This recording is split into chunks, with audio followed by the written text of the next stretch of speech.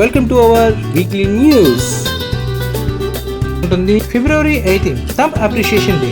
Thumb appreciation day అనేది 2000 సంవత్సరం నుంచి మొదలు పెట్టారు అన్నమాట. హెర్లార్డ్ విలియమ్స్ అనే పర్సన్ ఒక టాస్క్ అనేది ఇస్తున్నాడు. అదేంటంటే మీ యొక్క థంబ్ ని యూజ్ చేయకుండా పనులు చేసి, థంబ్ లేకుండా అప్రిషియేషన్ చేయగలమా? లేదు, కష్టం.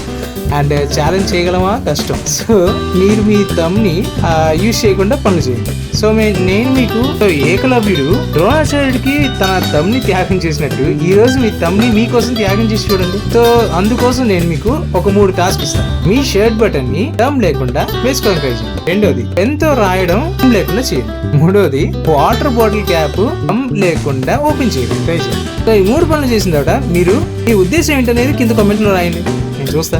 National drink wine day. మనకి ఈ డ్రింక్ అనేది మితంగా ఉన్నంత కాలం చాలా మంచిది, ఇంకా అలవాటు చేసుకోకపోవడం ఇంకా మంచిది. కానీ అమితమైతే మాత్రం మీ ప్రాణాన్ని హరించి వేస్తుంది. So don't drink.